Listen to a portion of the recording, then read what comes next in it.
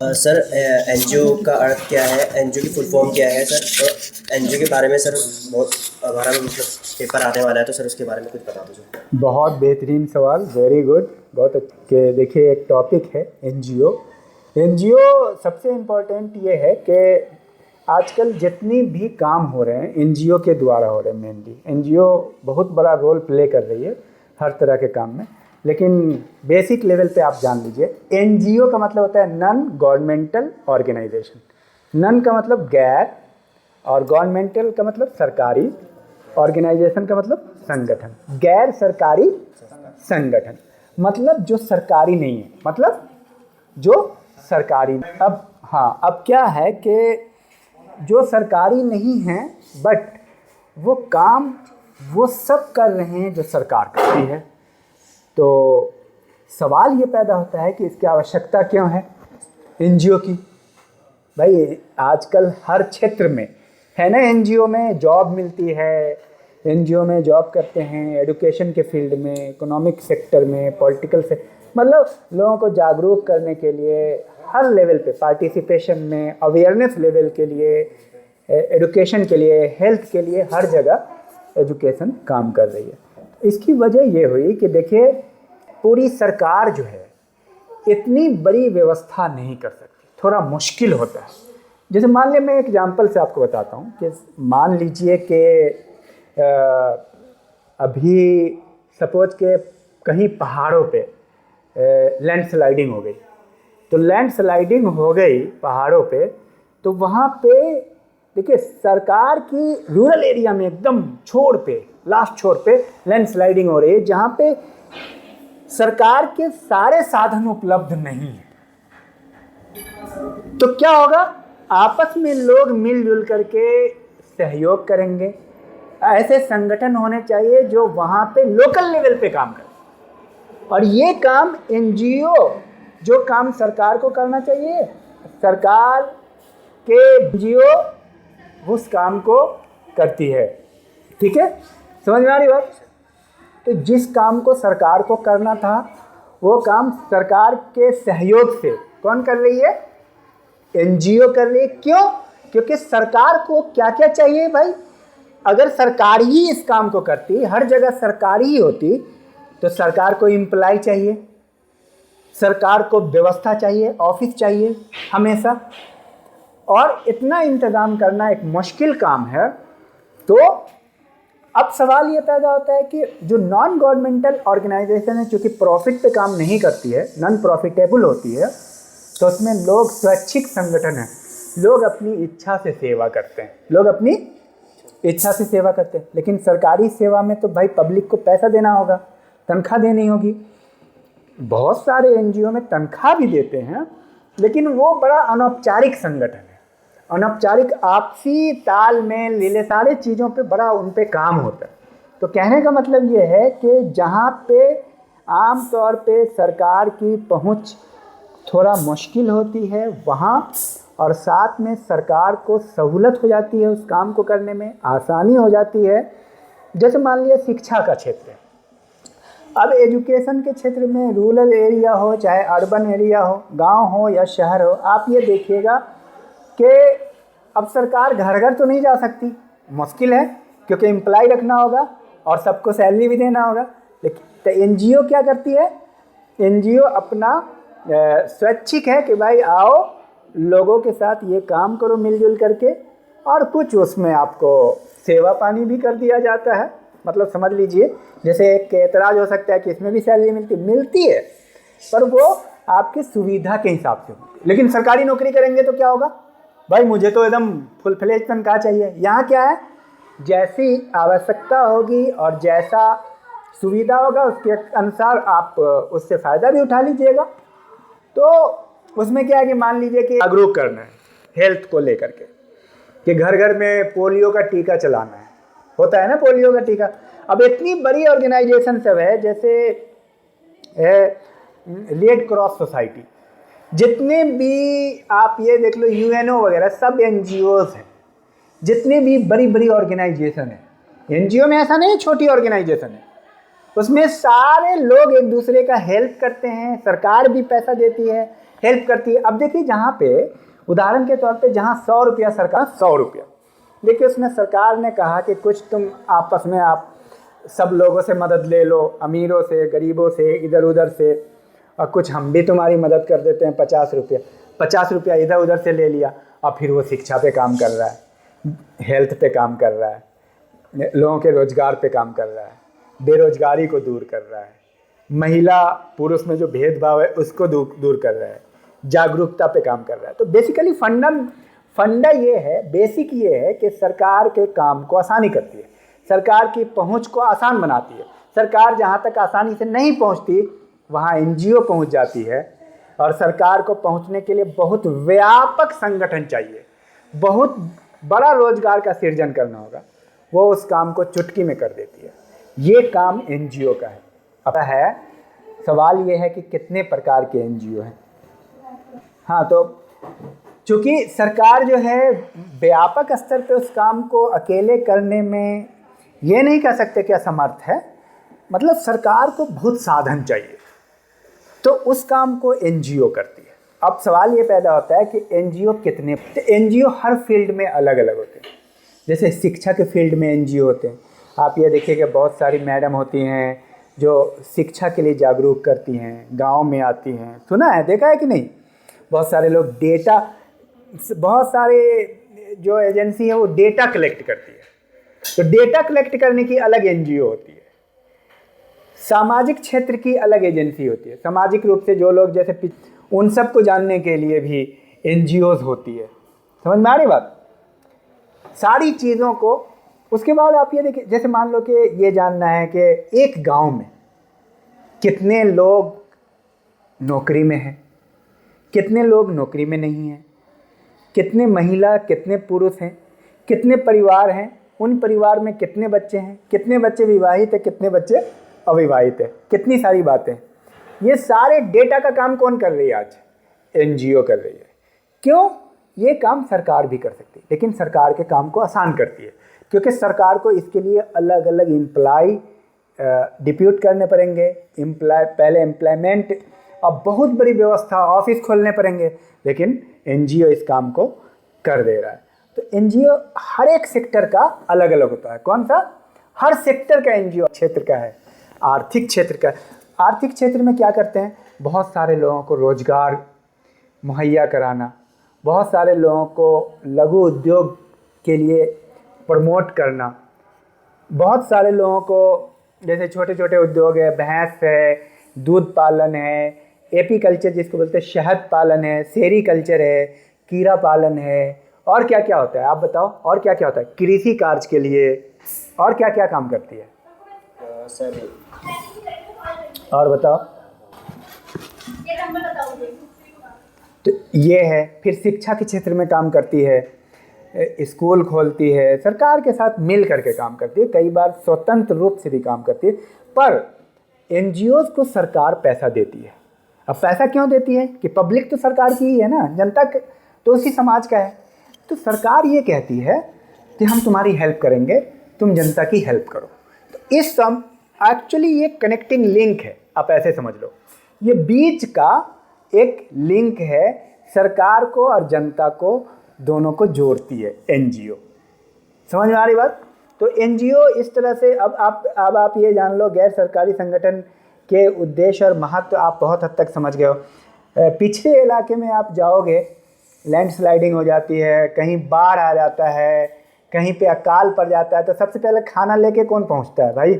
वहीं के लोग पहुंचते हैं, लोकल पहुंचते हैं, वही तो पहुंचते हैं, एनजीओज के लोग पहुंचते हैं। गुजरात में आपको एक बहुत बड़ा भूकंप आ गया था 1993 में भूज में, ठीक है? तो उसमें क्या एनजीओ ही सबसे पहले आती है, लेकिन एनजीओ को सरकार सपोर्ट करती है। कौन सपोर्ट करता है? सरकार सपोर्ट करता है। सरकार कहती है कि देखो तुम काम करो, लोगों से भी मदद लो। भाई 1000 पूंजीपति है, अब मान लो 1000 रुपया खर्चा है, तो पूंजीपति से आ गया 500 रुपया उदाहरण के तौर पे, अब 500 हमसे ले लो, ठीक है? उसने कहा कि आप भी मेरी मदद कर दीजिए, हम पब्लिक की मदद कर रहे हैं। तो एक्चुअली ये हेल्प के लिए होती है सोसाइटी में, हर एक क्षेत्र में। जैसे मान लो कोई दुर्घटना हो गई, जैसे आपदा आ गई, मान लो कि उत्तरकाशी वाली, यहाँ केदारनाथ वाली आई थी, तो सबसे पहले जो पहुँचता है लोकल के ऑर्गेनाइजेशन पहुँचते हैं, वो वहाँ पे हेल्प करते हैं। और सिर्फ अब जैसे सिर्फ आपदा के समय नहीं, आपदा चली गई तब उनका घर निर्माण करना है, गरीबों का घर बनाना है, शहर को बनाना है, तो सिर्फ सरकार नहीं बनाती, एनजीओ मिल करके उस काम को करती है। हर एक क्षेत्र में, आर्थिक क्षेत्र में, राजनीतिक क्षेत्र में, शैक्षणिक क्षेत्र में बहुत काम है। स्वास्थ्य के क्षेत्र में आप देख लीजिए, जितने भी आपको टीका वगैरह जो हो रहा है, ये सब एनजीओ का काम एनजीओ कर रही है, पर सरकार उसको हेल्प कर रही है। सरकार क्या कर रही है? हेल्प कर रही है, पैसा देती है, बोलती है। जैसे मान लो बहुत सारे सरकारी संगठन हैं, जैसे मान लो हॉस्पिटल्स हैं, ये सरकारी संगठन है, वे एनजीओ हो गए, सॉरी नॉन गवर्नमेंटल है। वो कहती है क्या हॉस्पिटल, अब हॉस्पिटल कहती है कि हम लोगों के फ़ायदे के लिए काम कर रहे हैं, बहुत सारे। तो आप ये देखिए सरकार का जो कार्ड है, गोल्डन कार्ड, तो आप हॉस्पिटल में दिखाते हो तो हो जाता है काम। तो बोले भाई आपके कार्ड वाले आएंगे तो हम कर देंगे इसका काम। तो वो एनजीओ के लेवल पे वो दिखाती है कि और भी हम पब्लिक का हेल्प करते हैं। जैसे हिमालयन हॉस्पिटल, तो वो एनजीओ का रोल प्ले करती है, बहुत सारी चीज़ें हैं। तो इस प्रकार जब आप लिखने जाएं, एक क्या कह रहे कि इसमें साइंस एंड टेक्नोलॉजी के क्षेत्र में भी बहुत सारे एनजीओ काम करते हैं। बहुत सारे एनजीओ हित समूह के रूप में काम करते हैं। जैसे कोई एक मान लो कि शिक्षा में बहुत बड़ी दिक्कत आ गई, तो शिक्षा के क्षेत्र में जितने भी काम कर रहे हैं एनजीओ, सब मिल करके उस पर काम कर रहे हैं कि भाई हम सरकार की हेल्प करेंगे। दूर दराज में स्कूल कॉलेज नहीं खुल पा रहे हैं, तो बच्चों को हम कंप्यूटर साक्षरता देंगे, दे रहे हैं ना, हर जगह कंप्यूटर साक्षरता दे रहे हैं। तो वो कौन है? वो एनजीओ हैं, पर सरकार उसको मदद देती है। तभी आप ये देखिएगा कोचिंग में सब में लिखा हुआ है 6 महीना की फ्री, निःशुल्क। वो निःशुल्क नहीं है, वो एनजीओ का काम कर रही है, साइड से सरकार से पैसा ले रही है, वो एनजीओ का काम कर रही है। तो उसी तरह स्वास्थ्य शिविर कहीं कहीं लगता है, देखते हैं आप कि भाई यहाँ पे फ्री चेकअप है, आई चेकअप, इवन चेकअप ही नहीं, भाई बोलेंगे पूरा ट्रीटमेंट है, ऑपरेशन आई का करा देंगे, कान का चेकअप है। हर महीने, हर हफ्ते, हर शहर में कहीं ना कहीं एनजीओ कुछ न कुछ लगाती है। तो इस तरह से आप हर तरह के संचार के साधनों में भी, जैसे टेक्नोलॉजी के फील्ड में आप देखो, अभी टेक्नोलॉजी के फील्ड में जितनी भी प्राइवेट कंपनियां हैं या आप ये कोई एनजीओ जो है उस क्षेत्र में ज़्यादा काम कर रही है। उसके बाद आप ये देखिए करती क्या क्या है, जागरूकता फैलाती है, लोगों को सूचित करती है, सूचना देती है सबसे पहले कि आप कोरोना आ गया है और कोरोना में बचाव के ये उपाय हैं। वो कौन दे रही है? वो सरकारी संगठन से ज़्यादा गैर सरकारी संगठन दे रही है। कि मान लो अभी कौन बीमारी बहुत ज़्यादा फैली हुई है? डेंगू। तो डेंगू पे काम कर, डेंगू से ये बचाव है, सब लोग अपनी जांच करा लो, हॉस्पिटल आ जाओ, फ्री में चल रहा है इलाज। तो सरकारी स्तर पे भी हो रहा है और गैर सरकारी स्तर पे भी हो रहा है। एक्टिविटी करा रहे हैं, समुदाय में संवेदनशीलता का विश्लेषण भी कर रहे हैं एनजीओ कि कितने लोग पहुंच पा रहे हैं कोरोना से बचने के लिए, कितने लोग पहुंच पा रहे हैं डेंगू से बचने के लिए। फिर वो वहाँ जा रहे हैं, हर घर घर को खटखटाते हैं ना, बोल रहे हैं कि आप पहुँचे, आपके यहाँ सबका डेंगू का, फलाने का, पोलियो का टीका लग गया, लिख के जाते हैं ना। वो सब गैर सरकारी संगठन के सरकारी समर्थन होते हैं। मतलब सरकार बोलती है तुम करो, हम तुम्हारी हेल्प करेंगे क्योंकि तुम मेरी पब्लिक की मदद कर रहे हो। वो बीच वाले हैं, क्या है? हेल्प करने वाले हैं। तो वो सरकार और जनता को जोड़ती है और जनता की दुख दर्द सरकार को बताती है, सरकार से पैसा लेके उनका दुख दर्द दूर करती है। ये थ्योरी है। और समुदाय में जितने भी संसाधन हैं, शिक्षा से रिलेटेड, स्वास्थ्य से रिलेटेड, जो भी समस्याएं हैं, जागरूकता जिस लेवल पे हो उसको फैलाते हैं। किसी भी चीज़ के पक्ष में समर्थन लेते हैं कि आप लोग जो है ना जागरूकता फैलाइए, आप लोग जागरूक हो जाइए, आप इसके पक्ष में काम कीजिए, ये सोसाइटी के लिए फ़ायदेमंद है। उसके बाद मनोवैज्ञानिक सलाह सहित प्राथमिक चिकित्सा, तुरंत बचाव का कार्य वहाँ पे करते हैं। कोई भी तरह का बचाव का कार्य, अगर मान लो अचानक आधी रात में कोई बात हो गई तो सरकार थोड़ी पहुँचती, पहले एनजीओ पहुँचती है। भोजन, पानी, दवा, तुरंत आवश्यक सामग्री का उपलब्धता किसके द्वारा होता है? ये सारे पॉइंट है, ये अलग अलग पॉइंट करके आपको एग्जाम में लिखने हैं। तो ये जो मैं बोल रहा हूँ, इन सारे पॉइंट को आप ध्यान में दोगे किसी भी एग्जाम में, ये आपको काम आने वाला है। सफाई और स्वास्थ्य की रक्षा को सुनिश्चित करते हैं। घर घर जाके, मोहल्ले में जाके वो चेक करते हैं एनजीओ वाले कि इस मोहल्ले में सफाई का क्या इंतजाम है, ये क्या कह रहे हैं कि कहीं बीमारी हैजा फैल तो नहीं जाएगी, स्वास्थ्य का क्या स्थिति है, ये काम करते हैं। और नुकसान का, मौतों का आकलन करते हैं कि जो घटना घटी उसमें कितनी मौतें हुई हैं, कितना नुकसान हुआ है समाज का, ये भी जानने का प्रयास गैर सरकारी संगठन करती है और सरकार को बताती है। क्योंकि सरकार को ये बताती है कि देखिए आपके लोग, इतने लोग क्षतिग्रस्त हो गए हैं, इतने लोगों की मृत्यु हो गई है, वहाँ पे सरकारी व्यक्ति नहीं पहुँच पा रहा है, गिनती नहीं कर रहा है, तो वहाँ वहीं रह रहे हैं। तो उन्होंने बता दिया कि भाई यहाँ पे जो आपदा आई थी उसमें 12 लोगों की मृत्यु हो गई। तो सरकार को सूचना जाती है, किनके माध्यम से? एनजीओ के माध्यम से सूचना प्रेषित करते हैं। तो ये सारे पॉइंट हुए। शवों के निपटारे में मत, अब सब वहाँ शव है, मृत्यु जो हो गई लोगों की, वो सारे शव वहाँ पे उपलब्ध हैं, ठीक है। अब उन शवों की गिनती और उनका निपटारा, उनको पहुँचाना, ये काम कौन करेगा? उस समय कौन करेगा? उस समय तो सरकार नहीं पहुँची, सरकार को तो पहुँचने में टाइम लग जाती है, 24 घंटा लग ही जाता है। मान लो 12 बजे रात में हो गया कोई घटना, तो सरकार तो आते आते फलाना विभाग, चिलाना विभाग होते होते तब तक तो लोग वहाँ पे बहुत सारी मदद के लिए आते हैं, और वो सब एनजीओ होते हैं, स्वैच्छिक काम करते हैं सेवा भाव से। उसके बाद जब कोई आपदा होती है या कोई बात हो जाती है, घटना घटती है, उसके बाद जो पुनर्निर्माण का काम है या तकनीकी काम है, अब सबके घर बसाने हैं। अब एक एक आदमी रो रहा है, सरकार से एक चीज़ बताओ, कोई आदमी, कोई घटना घट गई, मान लीजिए कि वो जो घटना घटी थी, कहाँ हुई थी वो?